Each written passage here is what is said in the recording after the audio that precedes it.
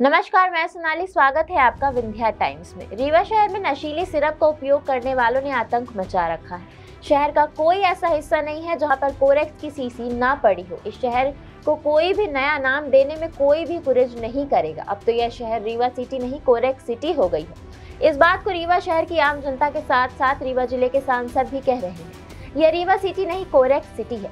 शहर के अंदर नशीली सिरप पीने वाले लोगों ने कुछ ऐसे स्थान चिन्हित कर रखे हैं जो कि चौराहों और शहर की कुछ ऐसी बिल्डिंग है जहां पर नशेड़ियों का जामबाड़ा लगा रहता है।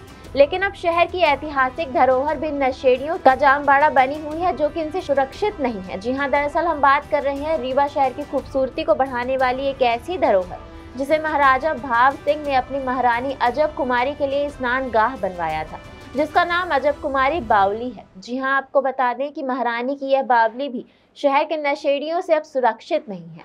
बावली के अंदर भारी मात्रा में नशीली सिरप की शीशी और साथ ही शराब की खाली बोतलें पड़ी हुई मिली। हाल ही में अभी कुछ दिन पहले जिला कलेक्टर प्रतिभा पाल के साथ साथ शहर के कई समाज सेवी ने इस बावली में स्वच्छता अभियान शुरू किया था। शहर के समाज सेवियों का यह स्वच्छता अभियान कार्यक्रम सिर्फ एक दिन के लिए ही रह गया था। उस दिन के बाद से आज तक ना कोई पुरातत्व विभाग का अधिकारी और ना ही कोई समाज सेवी इस धरोहर को देखने तक आया। आपको बता दें कि इस बावली के सीढ़ियों और दीवार के इर्द गिर्द दिन में नशीली सिरप पीने वालों का जामबाड़ा रहता है और शाम ढलते ही शराब पीने वालों की महफिल जम जाती है। अब देखना यह है कि प्रशासन और पुलिस के द्वारा क्या कुछ कार्यवाही की जाती है या फिर नशीली सिरप और शराब पीने वालों के लिए यह एक नया ठिकाना मिल गया है। पुलिस के द्वारा लगातार नशीली कफ सिरप पर कार्यवाही की जा रही है, लेकिन इसे ना पीने के लिए किसी भी प्रकार का कोई भी जागरूकता अभियान नहीं चलाया जा रहा है। वर्ग नशे की गिरफ्त में लगातार आ रहा है और अभी तक तो शहर के कुछ ऐसे चौराहे और जगह थी जहाँ पे चिन्हित करके नशेड़ी नशा करने वाले एकत्रित होते थे। अब शहर की ऐतिहासिक धरोहर और इमारतें भी सुरक्षित नहीं हैं। क्या मानते हैं इस बात को लेकर, किस प्रकार की युवा वर्ग नशे की ओर धंसता चला जा रहा है? बिल्कुल सही कह रहे हैं आप। कैंसर हॉस्पिटल में चले जाइए मुंबई में, तो पूछेंगे कि कहाँ से आए हैं तो लोग बताएंगे कि हम रीवा से हैं। बड़ी शर्म की बात है। और आज के समय में सबसे अधिक नशा कोरेक्स का, पहले तो सिर्फ शराब का नशा होता था, इस समय कोरेक्स और नशे की जो गोलियां हैं उसका नशा होता है। और आपका जो चिन्हित चौराहे हैं, कई सिरमौर चौराहा हो गया, रमा गोविंद पैलेस हो गया, शिल्पी प्लाजा के पीछे हो गया, हम लोगों ने तो कई बार मतलब कोरेक्स की शीशियाँ बिनी हैं शहर से। और इस समय तो आपका गुड़ चौराहे के पास एक बावड़ी है, वहाँ देख लीजिए, आप पीली कोठी के पास देख लीजिए, रमा गोविंद पैलेस के पास देख लीजिए, जो पुराना बस स्टैंड है वहाँ देख लीजिए। तो इस तरह के जितने भी स्थान हैं वहाँ पे हमारा जो युवा वर्ग है, चाय की दुकान में खड़े होकर चाय मीठी चाय पीते हैं और कोरेक्स की शीशी और अपना जीवन नष्ट कर रहे हैं। और रीवा ज़िले में जो मेडिकल स्टोर हैं, 80% ऐसे मेडिकल स्टोर हैं जो सिर्फ कोरेक्स और नशे की गोलियों का ही व्यवसाय करते हैं। उनको इस बात से कोई लेना देना नहीं है कि हमारे शहर का जो युवा वर्ग है वो अपनी ज़िंदगी तबाह कर रहा है, मर रहा है। 11 साल के बच्चों से लेके और आप चले जाइए 50 साल तक के लोगों के पास, वो इस समय कोरेक्स और नशे की गोलियों का सेवन करते हैं। वो सस्ता से सस्ता नशा ढूंढते हैं। गोलियां तो इस समय बहुत सस्ती मिल रही हैं, 10 रुपये का एक पत्ता ले लेते हैं और 36 घंटे का नशा। चूँकि कोरेक्स की शीशियाँ इस समय महंगी हो गई हैं, इसलिए जो पैसे वाले हैं वो कोरेक्स का नशा करते हैं। शराब का नशा तो अब कहीं रह ही नहीं गया, मामूली रह गया है। लेकिन आज के डेट में जो कोरेक्स है, नशे की गोलियां हैं, ड्रग्स है, स्मैक है, ये नशा हमारे रीवा में काफ़ी हावी है। मैं नए जो अपना युवा वर्ग है, बच्चे हैं, उनसे अनुरोध करेंगे कि नशे से दूर रहें ताकि उनकी खुद की ज़िंदगी, घर परिवार, माता पिता सब आबाद रहें। वरना नशे में ज़िंदगी को तबाह होने में बिल्कुल भी समय नहीं लगता है। आप नशा मुक्ति के जो आंदोलन, आप नशे को लेकर आंदोलन हमेशा करते रहते हैं, क्या कुछ देखने को मिला है आज तक? और प्रशासन, क्या प्रशासनिक अधिकारी हो या पुलिस विभाग के द्वारा क्या कोई ऐसा जागरूकता अभियान या कोई कुछ कराया गया आज तक? पुलिस विभाग तो हमें लगता है कि जो कोरेक्स की शीशियों का रेट बढ़ा है तो वो पुलिस की ही देन है। क्योंकि ये चाहे आपका चाक घाट हो, जो बॉर्डर हैं, वहाँ पे जब रीवा में एसपी थे राकेश कुमार सिंह जी, तो उस समय उन्होंने बहुत छापेमारी करवाई। और उसके बाद नवनीत भसीन जी ने, और अभी जो नए एसपी साहब हैं हमारे इन्होंने भी कोरेक्स और नशे की गोलियों में काफ़ी फोकस किया है श्री विवेक सिंह जी ने, और काफ़ी कार्रवाई की है। उसी का नतीजा है कि कोरेक्स की शीशियाँ बहुत महंगी हुई हैं। अब लोगों का रुझान जो है चला गया रीवा शहर मेडिकल नशे की जद में आ चुका है पूरी तरह देखा जाए तो। अभी तक तो चौराहे गली मोहल्ले में को कहा जाए तो सब नशे की सेवन करते थे। अब तो शहर की पुरानी ऐतिहासिक बिल्डिंग और धरोहर भी अब सुरक्षित नहीं है। क्या मानना है आपका? देखिए, रीवा ज़िले में पंजाब की तर्ज में जिस प्रकार बहता हुआ उड़ता हुआ पंजाब था नशे में, इस समय मध्य प्रदेश के रीवा ज़िला बहता हुआ रीवा है। नशे की आगोश में पूरी तरह रीवा छाया हुआ है।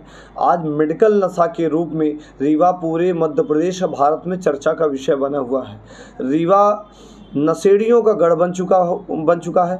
नशे की आगोश में नशे के कारण 18 साल से लेके यहाँ तक कि 15 वर्ष से लेके और अधिकतम उम्र के लोग भी नशे के आगोश में आ गए हैं। छोटा नशा, मेडिकल नशा, और मेडिकल नशे में बहुत सारे विभिन्न प्रकार के जो टैबलेट आते हैं, मेडिसिन आती हैं, वो उस प्रकार के नशे कर रहे हैं।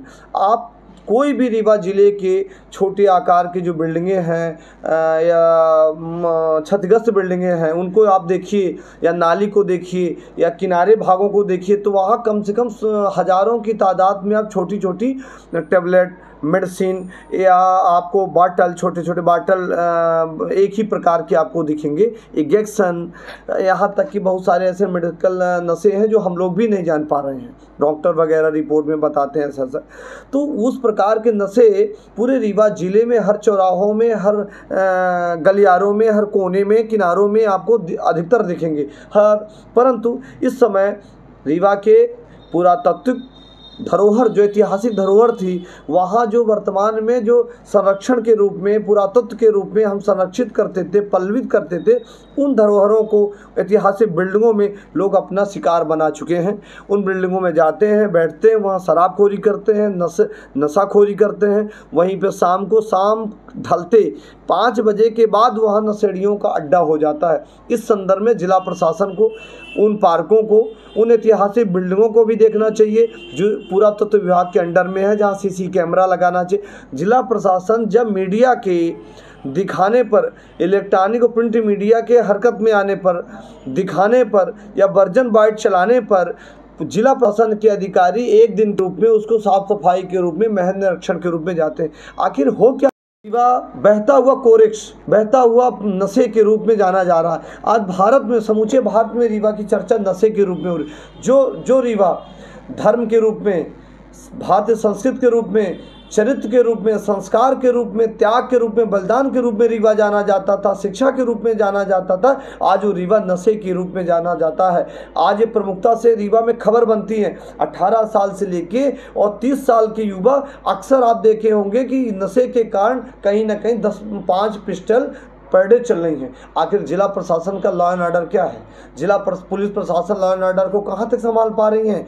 आए दिन छोटी मोटी हरकत लड़के कर रहे हैं, छोटी मोटी चीज़ें आए दिन विवाद की हो रही, मीडिया में प्रकाशन हो रहा है, आए दिन मीडिया इस मामले को देख रही, यहाँ तक कि पिस्टल चल रहे हैं। अब बड़े बड़े नामी गिनामी घरों के लड़के इस नशे के आगोश में, कोई वर्ग का मामला नहीं है कि छोटे वर्ग के लोग हैं, बड़े वर्ग के लोग हैं, इस नशे के आगोश में पढ़ा लिखा समाज का तबका भी आ गया है आज। यानी कहने का मतलब है कि रीवा लगभग 80%, 50% से ऊपर नशे के आगोश में है।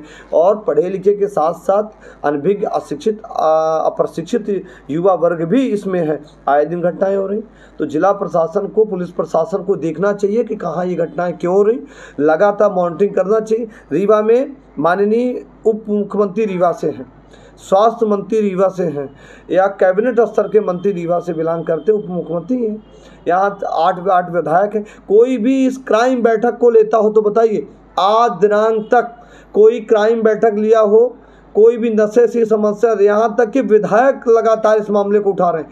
रीवा के सभी विधायक एन केन प्रकारेण इन मामले को उठा रहे हैं। चर्चा के विषय में ये रीवा बना हुआ है, उसके बावजूद भी नशे पर नियंत्रण नहीं है। जिला प्रशासन, पुलिस प्रशासन इस पर कड़ी कार्रवाई क्यों नहीं कर रहा? ये नशे की मेडिकल नशा कहाँ से आ रहा, कहाँ से सप्लाई हो रही? ये पिस्टल, ये बंदूकें, ये रिवाल्वर कहाँ से आ रही?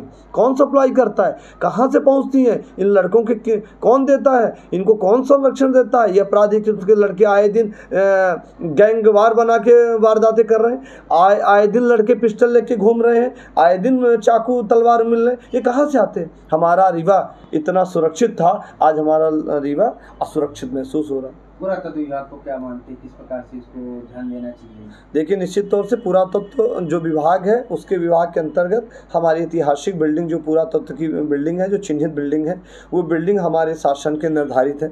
उन बिल्डिंगों में सीसी कैमरा और सुरक्षा के लिए शासन के पास पर्याप्त बजट है, साफ सफाई, रख रखाव व्यवस्था, वहाँ मॉनिटरिंग के लिए अधिकारी नियुक्त हैं। तो कैसे वहाँ पर अपराधी किस्म के लोग नशा कारोबारी या नशा करने वाले व्यक्ति वहाँ कैसे पहुँचते हैं? वहाँ पर इंजेक्शन, वहाँ पर टेबलेट, वहाँ पर दवाइयाँ, वहाँ पर वो शीशियाँ मिल रही, मतलब बड़े पैमाने पर मिल रही, एक दो नहीं मिल रही। वीडियो को देखने से पूर्णतः प्रदर्शित होता है कि वहाँ बड़े पैमाने पर एक दिन की मात्रा नहीं है, लगातार कई वर्षों से, कई माहों से ये वारदात चल रही है। वहाँ पर बड़ी वारदात हो सकती है। तो ऐसी वारदातों को रोकने के लिए, कोई बड़ी वारदात ना हो, आज वहाँ कोरस भी रहे, कल कोई बड़ी घटना कर सकते हैं, डकैती चोरी हो सकती। तो पुरातत्व विभागों को, उन ऐतिहासिक बिल्डिंगों को, कार्यालयों को सुरक्षित करने के लिए शासन स्तर में ध्यान देना चाहिए।